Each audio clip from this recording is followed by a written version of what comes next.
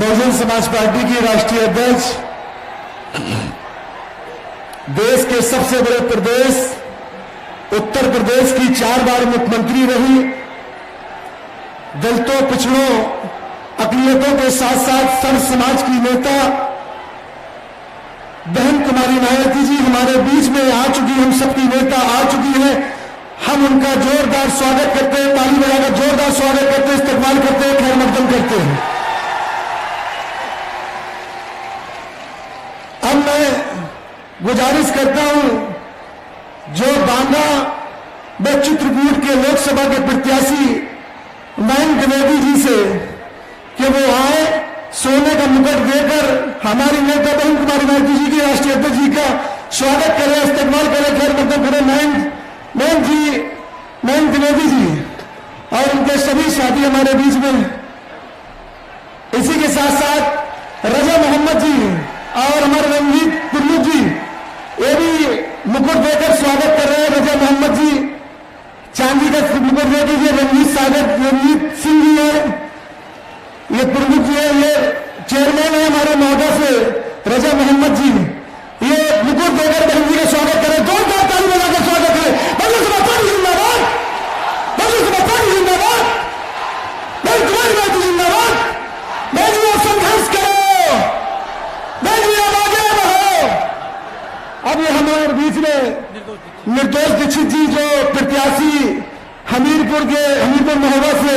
ये हाथी देकर स्वागत कर रहे हैं। निर्दोष दीक्षित जी जोरदार ताली लगाकर स्वागत कर दें। बहुजन समाज पार्टी जिंदाबाद, बहुजन समाज पार्टी जिंदाबाद। अब मैं बहुजन समाज पार्टी की राष्ट्रीय अध्यक्ष, देश के सबसे बड़े प्रदेश उत्तर प्रदेश की 4 बार मुख्यमंत्री रही, हम सबकी नेता, दलितों, पिछड़ों, अकलियतों के साथ साथ सर्व समाज की नेता, मैं बड़े अदब के साथ उनसे गुजारिश करता हूं कि इस जनसमूह को संबोधित करने का कष्ट करें। माननीय बहन जी, तुम संघर्ष करो, जोरदार ताली बजाकर स्वागत करें।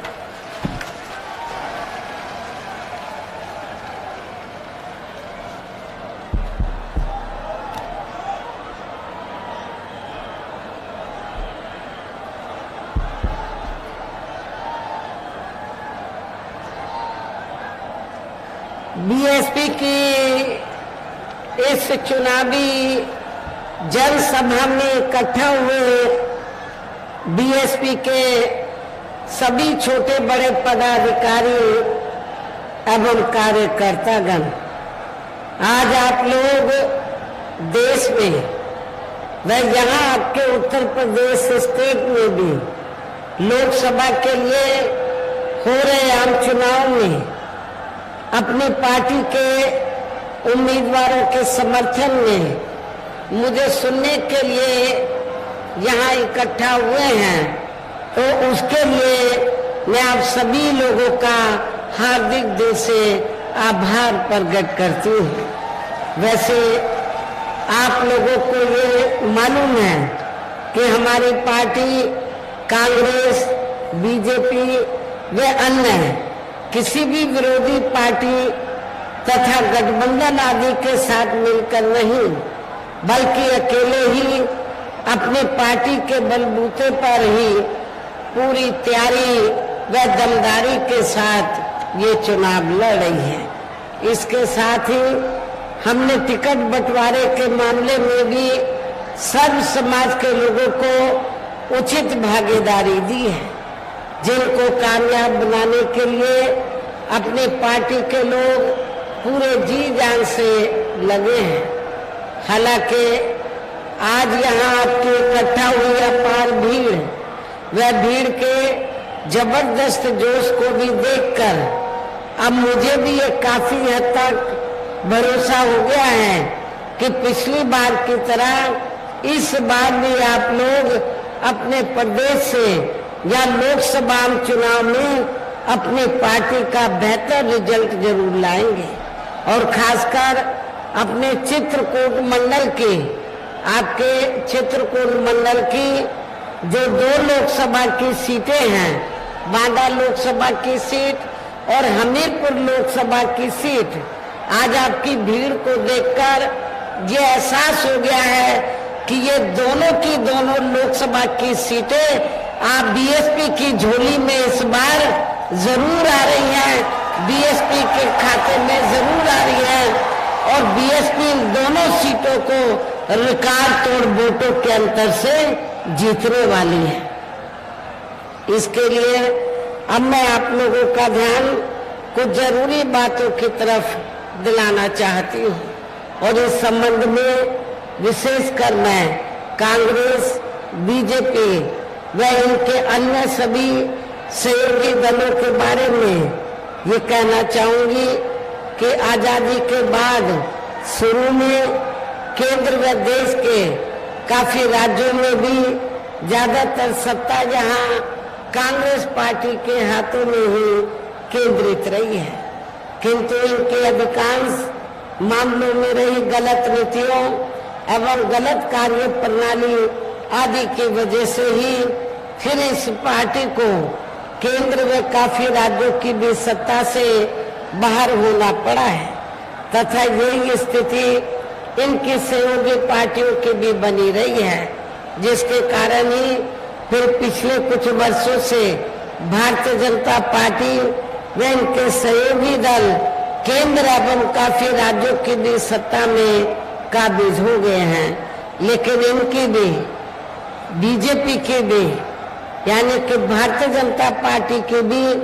ज्यादातर रही जातिवादी, पूंजीवादी, संकीर्ण, सांप्रदायिक व द्वेषपूर्ण नीतियों एवं कार्य प्रणाली आदि से तथा इनकी कथनी व करने में भी काफी अंतर होने की वजह से अब ऐसा लगता है इस बार ये पार्टी भी यानी कि भारतीय जनता पार्टी भी केंद्र की सत्ता में आसानी से वापस आने वाली नहीं है, बशर्ते यदि ये चुनाव इस बार फ्री एंड फेयर होता है तथा आम जनता के मुताबिक वोटिंग मशीनों में भी कोई गड़बड़ी आदि नहीं की जाती है और वैसे भी इस बार चुनाव में इनकी कोई भी पुरानी एवं नई चल रही नाटकबाजी, जुमलेबाजी व गारंटी आदि काम में आने वाली नहीं है, क्योंकि अब देश की जनता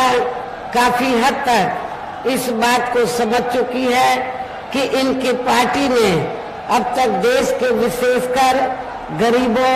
कमजोर तबकों, मध्यम वर्गीय एवं अन्य मेहनत कश लोगों को जो इन्हें अच्छे दिन दिखाने के असंख्य प्रलोभन भरे वायदे किए हैं तथा अनेकों हवाई व कागजी गारंटी आदि भी दी है, तो उनका जमीनी हकीकत में अभी तक इन्होंने लगभग 1/4 हिस्सा भी कार्य पूरा नहीं किया है, बल्कि इसके स्थान पर इनका ज्यादातर समय व ताकत भी यहाँ इनके अपने चहेते रहे बड़े बड़े पूंजीपतियों एवं धन्ना सेठों को ही ज्यादा से ज्यादा मालामाल व धनवान आदि बनाने में तथा उन्हें हर स्तर पर छूट देने व बचाने में ही लगी रही है, जिनके अधिकांश आर्थिक सहयोग से ही ये पार्टी व अन्य पार्टियां भी अपना संगठन चलाती हैं तथा चुनाव आदि भी लड़ाती हैं, जिसका काफी कुछ खुलासा बॉन्ड की आई रिपोर्ट से भी हो जाता है। इस संबंध में वैसे आप लोगों को ये मालूम है कि अभी कुछ दिन पहले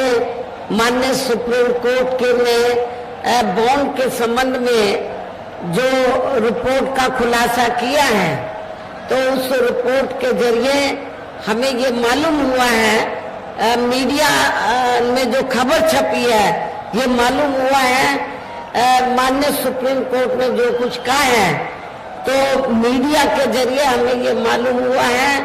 कि देश में कांग्रेस, बीजेपी व अन्य सभी विरोधी पार्टियां, बीएसपी को छोड़कर अन्य सभी विरोधी पार्टियों ने तो देश के बड़े बड़े पूंजीपतियों व धन्ना सेठों से करोड़ों, अरबों, खरबों रुपया अपनी पार्टी के संगठन को चलाने के लिए वह चुनाव आदि लड़ाने के लिए बॉन्ड के जरिए लिया है। ये अखबारों में खबर छपी है और माननीय सुप्रीम कोर्ट ने भी इस बात का खुलासा किया है। आपको अपनी पार्टी पर फक्र होना चाहिए, गर्व होना चाहिए कि पूरे देश में अकेले बहुजन समाज पार्टी एक ऐसी पार्टी है जिसने किसी भी पूंजीपति और धन्ना सेठ से एक भी रुपया नहीं लिया। ये रिपोर्ट में भी छपा है और माननीय सुप्रीम कोर्ट ने भी माना है। तो इससे स्पष्ट है कि हमारी पार्टी दूसरी पार्टियों की तरह अपने संगठन को चलाने के लिए या चुनाव आदि लड़ाने के लिए तो हम बॉन्ड आदि के जरिए देश के बड़े बड़े पूंजीपतियों व धन्ना सेठों से पैसा नहीं लेते हैं। हमारी पार्टी अपने संगठन को चलाने के लिए तो हर साल बीएसपी मेंबरशिप के जरिए और मेरे जन्मदिन के मौके पर थोड़ा थोड़ा धन इकट्ठा करके हम लोग पार्टी का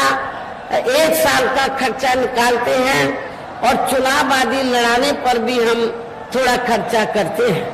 चुनाव में भी हम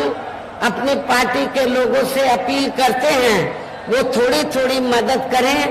ताकि हमें दूसरों के ऊपर निर्भर ना रहना पड़े। तो इस प्रकार से हम लोग अपनी पार्टी के संगठन को चलाते हैं और चुनाव आदि लड़ाते हैं। इसके साथ ही अब ऐसा लगता है कि कांग्रेस पार्टी की तरह ही बीजेपी ने भी केंद्र की तमाम सरकारी जांच एजेंसियों का ज्यादातर राजनीतिकरण कर दिया है। इसके अलावा देश के किसान वर्ग में वर्तमान बीजेपी की सरकार में शुरू से ही अपनी विभिन्न समस्याओं को लेकर काफी ज्यादा दुखी व परेशान रहे हैं और अभी भी हैं। जबकि यूपी में 4 बार हमारी पार्टी की रही सरकार ने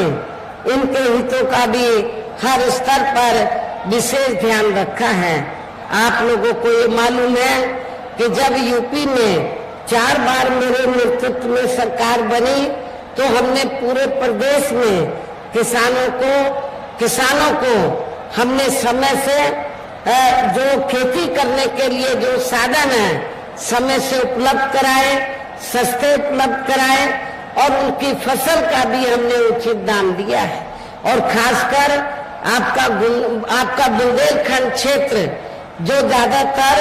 जिस क्षेत्र में ज्यादातर पानी की किल्लत रहती है, कमी रहती है, तो यहाँ किसानों के सामने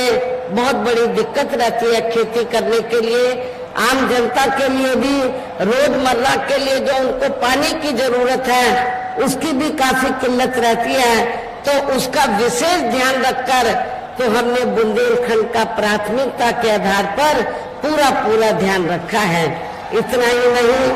बल्कि केंद्र में पूर्व की रही कांग्रेसी सरकार की तरह ही वर्तमान भाजपा सरकार में भी इनकी जातिवादी, हीन, सांप्रदायिक एवं पूंजीवादी सोच व नीतियों के चलते ही पूरे देश में सब समाज में से खासकर गरीबों,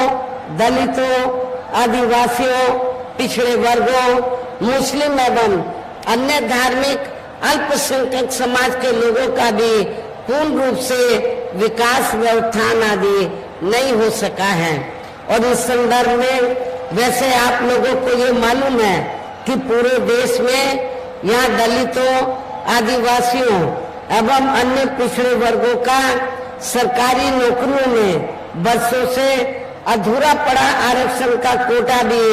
अभी तक पूरा नहीं भरा गया है। विशेषकर एससी व एसटी वर्गों के सरकारी कर्मचारियों का पदोन्नति में आरक्षण भी अब काफी हद तक प्रभावहीन ही बना दिया गया है। और इस संबंध में मैं आपको ये याद दिलाना चाहती हूँ कि जब समाजवादी पार्टी की सरकार थी और श्री अखिलेश यादव यूपी के मुख्यमंत्री थे, तो श्री अखिलेश यादव ने एससी एसटी वर्गों के सरकारी कर्मचारियों का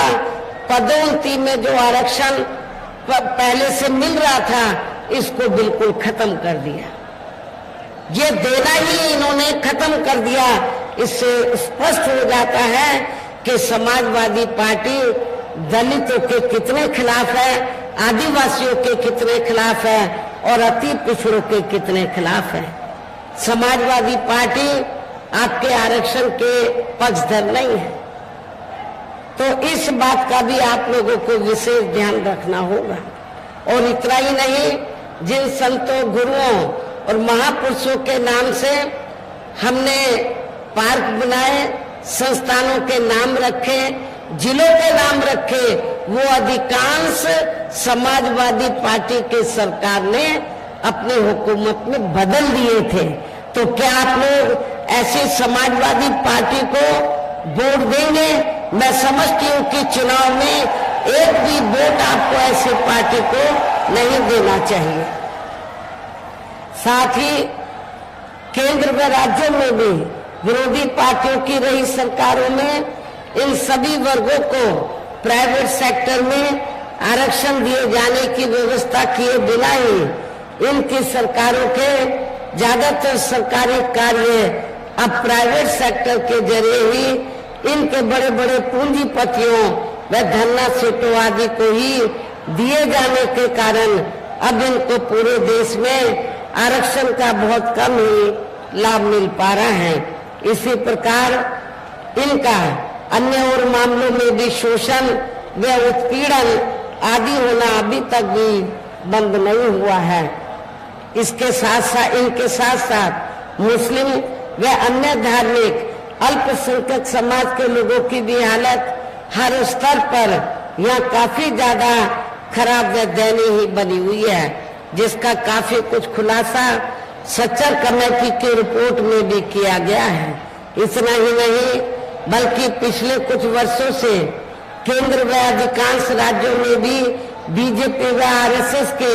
सरकारों के चलते हुए अब इनका विकास एवं उत्थान आदि होना भी काफी हद तक बंदशाही हो गया है। आए दिन इन पर खासकर हिंदुत्व की आड़ में हो रही जुल्म जाति भी यह काफी ज्यादा चरम सीमा पर पहुंच चुकी है। इनके साथ साथ अपर कास्ट समाज में से विशेषकर गरीब लोगों की भी हालत हमें कोई खास अच्छी नजर नहीं आती है। और खासकर अपर कास्ट समाज में से मैं अपने ब्राह्मण समाज के लोगों को ये कहना चाहती हूँ कि चाहे यूपी में समाजवादी पार्टी सत्ता में रही हो या वर्तमान में बीजेपी की सरकार चल रही हो, इन दोनों हुकूमतों में पूरे यूपी में ब्राह्मण समाज का बड़े पैमाने पर शोषण व उत्पीड़न आदि किया गया है। ब्राह्मण समाज का बड़े पैमाने पर हर स्तर पर शोषण व उत्पीड़न आदि किया गया है। लेकिन जब बीएसपी पावर में थी तो बहुजन समाज पार्टी की सरकार ने अपर कास्ट समाज में से तो ब्राह्मण समाज के ऊपर किसी भी प्रकार का शोषण व उत्पीड़न आदि नहीं होने दिया। अपर कास्ट समाज की जो अन्य जातियां हैं उनके भी हितों का हमारी सरकार ने विशेष ध्यान रखा है। इनके गलत कृषि नीतियों के कारण किसान वर्ग भी आए दिन आंदोलित रहता है। साथ ही इनके गलत आर्थिक नीतियों की वजह से देश की अर्थव्यवस्था पर भी इसका काफी बुरा प्रभाव पड़ा है, जिससे यह विशेषकर छोटे एवं मध्यम वर्गीय व्यापारी वर्ग काफी ज्यादा दुखी व परेशान है। और अब केंद्र में पूर्व की रही सरकारों की तरह ही वर्तमान भाजपा सरकार ने भी यहाँ पूरे देश में गरीबी, बेरोजगारी एवं महंगाई आदि भी लगातार काफी ज्यादा बढ़ रही है। देश में हर स्तर पर फैला भ्रष्टाचार भी अभी तक खत्म नहीं हुआ है। ऐसे में अब आप लोगों को देश में हो रहे लोकसभा चुनाव में कांग्रेस, बीजेपी व इनकी सहयोगी पार्टियों को भी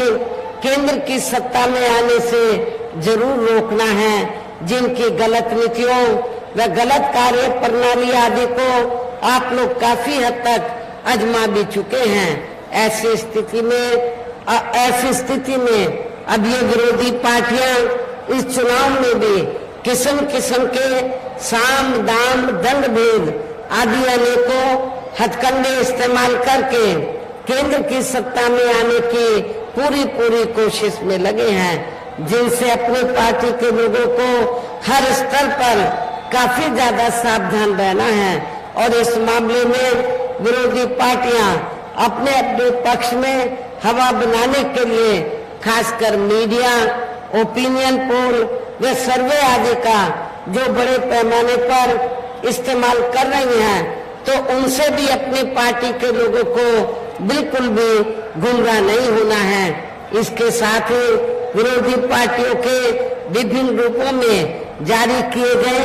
इनके हवाई व प्रलोभन भरे चुनावी घोषणा पत्रों एवं वायदेवादी के बहकावे में भी अपनी पार्टी के लोगों को कतई नहीं आना है, जिन्हें ये पार्टियां चुनाव खत्म होने के बाद ज्यादातर अमल में नहीं लाती हैं। और अब जिन पर से देश की जनता का अधिकांश विश्वास ही उठ गया है, ये खास वजह है कि हमारी पार्टी किसी भी चुनाव में अपनी पार्टी का कोई भी चुनावी घोषणा पत्र आदि जारी नहीं करती है। वैसे भी हमारी पार्टी किसी भी मामले में कहने में बहुत कम बल्कि कार्य करके दिखाने में ही ज्यादा विश्वास रखती है। और इस बात का सबसे बड़ा सबूत ये है कि उत्तर प्रदेश में 4 बार हमारी पार्टी के नेतृत्व में रही सरकार ने चुनाव में अपनी पार्टी के बिना कोई जारी किए गए चुनावी घोषणा पत्र के ही प्रदेश में आम जनहित में काफी कुछ ऐतिहासिक कार्य करके दिखाए हैं, जिनके अब देश में अधिकांश पार्टियों की सरकारें काफी कुछ नकल कर भी रही हैं। जबकि इस मामले में हमारी पार्टी का ये कहना है कि यदि इन पार्टियों के स्थान पर केंद्र में हमें अपनी पार्टी की सरकार बनाने का मौका मिलता है, तब फिर हमारी पार्टी की बनी सरकार केंद्र में यहाँ अब तक की रही सभी विरोधी पार्टियों की सरकारों की तरह केवल हवाई व कागजी कार्य आदि नहीं करेगी, बल्कि उत्तर प्रदेश की तरह ही जमीनी हकीकत में ठोस कार्य करके दिखाएगी। और इस संदर्भ में खासकर मैं ये कहना चाहूंगी, केंद्र द्वारा देश में पिछले कुछ समय से अति गरीब परिवारों को अस्थायी तौर पर फ्री में जो थोड़ी सी खाद्य सामग्री, राशन आदि दी जा रही है, तो उससे इनका स्थायी तौर पर भला होने वाला नहीं है। लेकिन यहाँ आप लोगों को मैं सावधान भी करना चाहूंगी, ये थोड़ी सी राशन, थोड़ा सा राशन आदि देकर गरीब लोगों को, तो खासकर भारतीय जनता पार्टी और आरएसएस के लोग गांव-गांव में जाकर, शहरों की बस्तियों में जाकर, तो गरीब लोगों को जिनको फ्री में राशन मिलता है उनको जाकर क्या कहते हैं कि देखो आपको बीजेपी ने, आपको आरएसएस ने फ्री में राशन दिया है, तो आप लोगों ने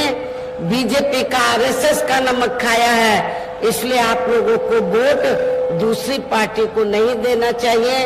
आप लोगों को केवल बीजेपी को वोट देना चाहिए, जिसमें रत्ती भर भी सच्चाई नहीं है, जिसमें रत्ती भर भी सच्चाई नहीं है। और जहां मैं आप लोगों को ये कहना चाहती हूँ कि आप लोगों को केंद्र की सरकार द्वारा, बीजेपी व श्री नरेंद्र मोदी द्वारा जो थोड़ा सा फ्री में राशन दिया जा रहा है गरीब लोगों को, तो ये कोई बीजेपी व श्री नरेंद्र मोदी आपको अपनी जेब से नहीं दे रहे हैं, बल्कि पूरे देश की जनता जो केंद्र की सरकार को, राज्यों की सरकारों को जो टैक्स देती है, और टैक्स से पैसा जो सरकार के पास जाता है वो आपका पैसा है, वो जनता का पैसा है, जनता के टैक्स का पैसा है। और जनता के टैक्स के पैसे से ये लोग आपको फ्री में राशन आदि देते हैं। इसलिए आप लोगों को ये बिल्कुल नहीं सोचना चाहिए कि आपने बीजेपी आरएसएस का नमक खाया है, आपने खुद का अपना नमक खाया है, इसलिए आप लोगों को उनके बहकावे में नहीं आना है। और वैसे भी जो गरीब लोग हैं, इनके ये जटिल समस्या देश में हर हाथ को काम देने से ही केवल दूर हो सकती है, जिसकी तरफ हमारी पार्टी की बनी सरकार विशेष ध्यान देगी। साथ ही देश में पिछले कुछ वर्षों से आए दिन बढ़ रही गरीबी, बेरोजगारी व महंगाई आदि से भी जनता बहुत ज्यादा दुखी व परेशान है, जिसे भी आर्थिक नीतियों में तब्दीली करके जरूर दूर किया जाएगा। धर्म की भी आड़ में पिछले कुछ वर्षों से खासकर मुस्लिम समाज के लोगों का देश की भावना से जो इनका काफी ज्यादा शोषण व उत्पीड़न आदि किया जा रहा है, तो उसे भी जरूर रोका जाएगा। और ये सब हमने अपने यूपी की रही सरकार में काफी कुछ करके भी दिखाया है। मेरी हुकूमत में मुस्लिम भाइयों को मालूम है कि मेरी चारों हुकूमतों में हमने कोई भी हिंदू मुस्लिम दंगा फिसाद नहीं होने दिया है। इसके अलावा हमने यूपी में सर्व समाज में से गरीब एवं बेरोजगार लोगों को बेरोजगारी भत्ता आदि न देकर उन्हें बड़ी तादाद में रोटी रोजी के साधन भी उपलब्ध कराए हैं, जो अब ये कार्य भी अधिकांश ठंडे पड़े हैं, जिनको फिर केंद्र में बीएसपी की सरकार बनने पर प्राथमिकता दी जाएगी। कहने का तात्पर्य ये है, देश में इस समय हो रहे लोकसभा चुनाव में विरोधी पार्टियों के जारी किए गए उनके हवाई व प्रलोभन भरे चुनावी घोषणा पत्रों आदि के बहकावे में अब यहाँ खासकर देश के अति गरीबों, मजदूरों, बेरोजगारों एवं अन्य मेहनतकश लोगों को बिल्कुल भी नहीं आना है। और अब इन्हें ऐसे सभी विरोधी पार्टियों को हर हालत में केंद्र की सत्ता में आने से जरूर रोकना है, जिनकी कथनी व करने में काफी अंतर रहा है तथा जिन्हें ये लोग बरसों से आजमा भी चुके हैं। ऐसे में अब मेरा यही कहना है कि आप लोगों को अपने खुद के व अपने प्रदेश, क्षेत्र एवं देश के भी हित में अपने वोटों को या कांग्रेस, बीजेपी व अन्य विरोधी पार्टियों को न देकर केवल अपनी एकमात्र हितैषी पार्टी बहुजन समाज पार्टी को ही देना है, जो ये पार्टी उत्तर प्रदेश की तरह ही केंद्र में भी अपनी पार्टी की सरकार बनने पर फिर पूरे देश में या अपनी पार्टी की सर्वजन हिताय व सर्वजन सुखाय की नीतियों पर आधारित ये सरकार चलाएगी। इसके साथ साथ केंद्र से जुड़ी आपके क्षेत्र की जो भी यहाँ स्थानीय समस्याएं होंगी तो उन्हें भी फिर दूर करने का हर संभव पूरा प्रयास किया जाएगा। और इस संबंध में मैं खासकर बुंदेलखंड के लोगों को ये बताना चाहती हूँ कि जब केंद्र में बीएसपी की सरकार बन जाती है तो हमारी पार्टी की सरकार फिर बुंदेलखंड को अलग से स्टेट बनाएगी, अलग से प्रदेश बनाएगी, ताकि आपके इस बुंदेलखंड क्षेत्र का संपूर्ण विकास हो सके। साथ ही यहाँ गरीबों, मजदूरों, बेरोजगारों, कर्मचारियों, किसानों, छोटे व्यापारियों एवं अन्य मेहनतकश लोगों के हितों का भी विशेष ध्यान रखा जाएगा। सब समाज में से खासकर गरीबों, आदिवासियों, पिछड़े वर्गों, मुस्लिम व अन्य धार्मिक अल्पसंख्यक समाज के लोगों के विकास व उत्थान के साथ साथ हर स्तर पर इनकी सुरक्षा आदि के लिए भी सख्त कदम उठाए जाएंगे। और तभी फिर यहाँ वास्तव में अपने देश के महान संतों, गुरुओं वे महापुरुषों में भी विशेषकर महात्मा ज्योतिराव फूले,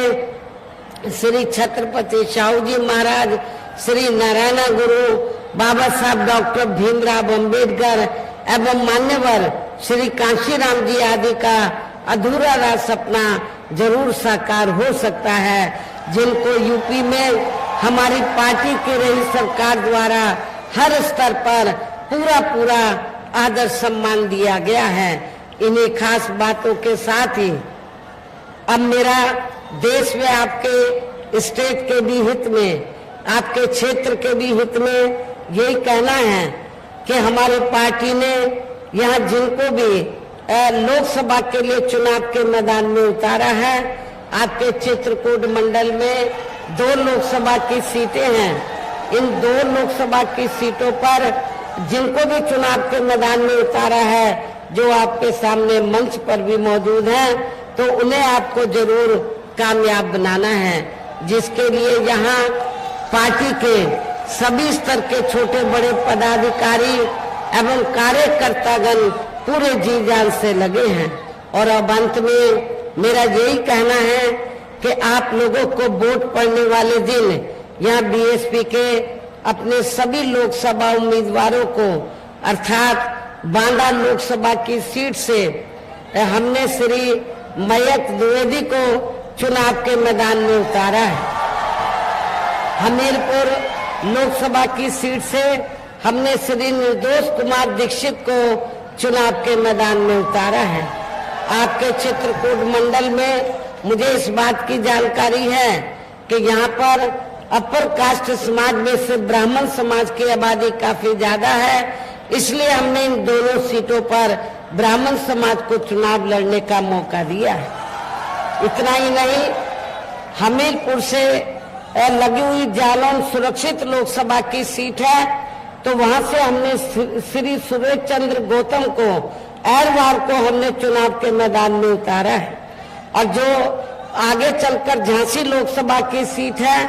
तो हमने झांसी लोकसभा की सीट से श्री रवि प्रकाश कुशवाहा को, बैकवर्ड क्लास को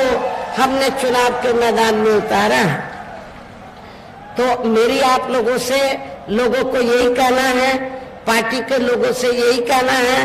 कि अब आप लोगों को अपनी पार्टी के, खास तौर से आज ये चित्रकूट मंडल की चुनावी जनसभा है, 2 लोकसभा की ये चुनावी जनसभा है, तो और आप लोग अपने कैंडिडेट के समर्थन में यहाँ बड़ी तादाद में पहुंचे हैं। मेरी अब आप लोगों से यही दरखास्त है कि आप लोगों को अपनी पार्टी का जो चुनाव चिन्ह हाथी है, हाथी चुनाव चिन्ह के सामने वाले बटन को दबाकर अपने इन दोनों प्रत्याशियों को जरूर कामयाब बनाना है। इनको भारी वोटों के अंतर से जरूर जिताना है। लेकिन आज आपकी दूर तक जो मुझे भीड़ नजर आ रही है, तो इससे तो ऐसा लग रहा है कि आप ये दोनों सीटें रिकॉर्ड तोड़ वोटों के अंतर से जरूर जीतने वाले हैं। आप लोग इनको पूरे जी जान से जिताने में लगे हैं। तो अब मैं आप लोगों का और ज्यादा समय न लेते हुए अपनी बात यही समाप्त करती हूँ। जय भीम, जय भारत। जिंदाबाद जिंदाबाद जिंदाबाद।